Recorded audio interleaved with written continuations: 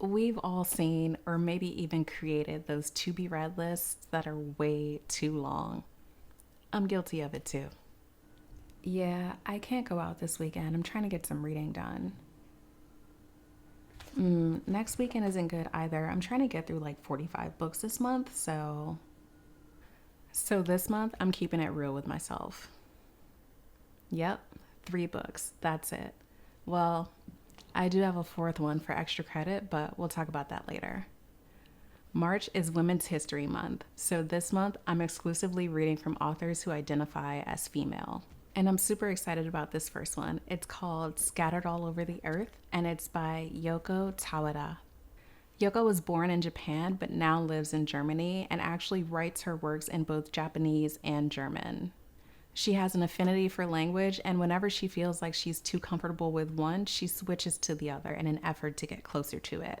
I first discovered Yoko's work when her book, The Emissary, was recommended to me by a friend, and it was one of the strangest things I had ever read and stuck with me for a really long time after I finished it. I really enjoyed it, and I recommended it to tons of other people, and they too enjoyed it. Scattered All Over the Earth imagines a world where Japan has completely disappeared. It follows the story of a character called Hiruko, who was studying abroad in Sweden when disaster struck in Japan. She has no idea if she's the last living Japanese person, and while she searches for other survivors, she also finds herself longing for her mother tongue. Now that she's a stateless refugee, she migrates to Norway and then to Denmark. She spends her time teaching Panska, or Pan Scandinavian, which is a language that she invented, to immigrant children from the Middle East. One thing that's very prominent, not only in this book, but in a lot of Tawada's works, is language. So if you're a linguophile, you might like this book or some of her other books. I just want to read one small paragraph from the back of the book because I feel like it gives really interesting insight into her writing style and the types of things that can be expected in this book, Scattered All Over the Earth. As she searches for anyone who can still speak her mother tongue, Hiruko soon makes new friends.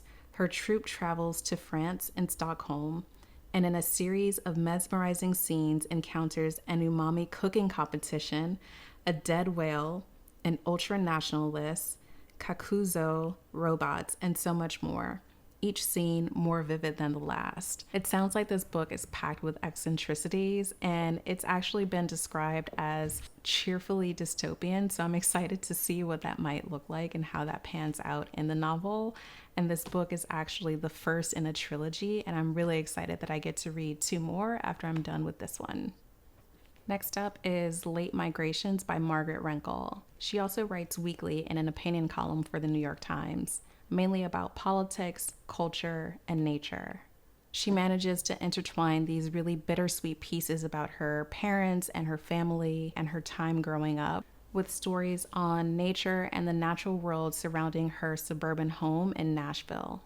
In the book, she writes of bluebirds, butterflies, native bees. She really paints this picture of the South, which is quite lovely and steers clear of all of the rural tropes. Instead, she finds beauty and astonishment in things that might otherwise be seen as ordinary. In an opinion piece called What is a Southern Writer?, she writes, "What if being a Southern writer is foremost a matter of growing up in a deeply troubled place and yet finding it somehow impossible to leave?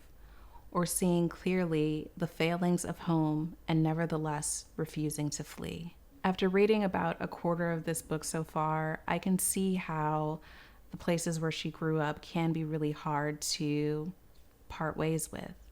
I understand the difficulties that might come with leaving a place that you form such a tight bond with and where there are so many memories etched. One thing that I really love about this book is that her brother, Billy Renkl, did all of the illustrations in the book, and they are so incredibly beautiful. I feel like they did a really good job at really underscoring how beautiful of a place Margaret feels the South is to her. And one bit that I really loved about this book as I was flipping through is I noticed that at the end there's actually a section where she cites where she got some inspiration from some of her pieces. And I really love this idea because it helps me understand the works that have helped shape her as an author, but also gives me some additional things to look into if I resonated with any particular piece. Maybe it's because I've been consuming so many audiobooks lately, or when I'm done with a book, I'm just so excited to start my next title, but I've actually never noticed anything like that in a book before. Comment down below and let me know if that's a common thing that you've seen in your books or if that's something that you really enjoy. The next book on my list is Milk, Blood, Heat by Dantielle Moniz. Dantielle is a proud Floridian. This girl loves Florida, let me tell you. She was born and raised in Jacksonville, Florida, and says that she was always drawn to darker stories when she was a child. As a kid, she read a lot of Christopher Pike, R.L. Stine, and V.C. Andrews. Milk, Blood, Heat is a collection of 11 short stories, all set in Florida, following female characters at varying stages of life. There's definitely a focus on early adolescence, and in an interview, Dantielle writes, "Children are way more intelligent and perceptive than adults think they are. That time period is a great way to get into questions like, who are we going to be as people? How are we going to be in the world? How do you begin to understand that before you can even understand how the world is conditioning you to be as a person?" Just given that little bit of insight into her perspective on early adolescence makes me so excited to read this book. In it, she approaches subjects like racial identity, family obligation, romantic entanglement, and friendship. In fact, many of the friendships and relationships explored in this book are actually interracial. Dantielle grew up in majority white neighborhoods and school systems, and that informed a lot of her relationships and the way that she saw herself and her place in the world. She, intentionally or not, was othered by the people around her. And that really inspired her to explore the complexity of these relationships conditioned by the world at large. I'm excited to read this one because it touches on a lot of different subjects. And if you plan to read it as well, I would highly suggest that you check out the book trigger warnings, as there are a few in this book. I'll leave a link in the description for those of you who are interested. What I love about these books is that there's definitely a focus on location in all three of them. Scattered All Over the Earth features a woman who's missing Japan. Late Migrations is an ode to the South. Milk, Blood, Heat is set among the cities and the suburbs of Florida. Each of these books turns locations into characters, bringing them to life and giving them as much focus as the book's main characters. And my bonus book focuses on location as well. Not a city, not a state, not even a country, but this time, the church. This book is The Secret Lives of Church Ladies by Deesha Philyaw. I was raised in a religious household. I also went to Catholic school for 6 years of my life, so I feel like I have some recollection of my perception of church ladies. This book explores the gap between women's desires and other people's expectations. Those expectations being set by professions, families, and the church.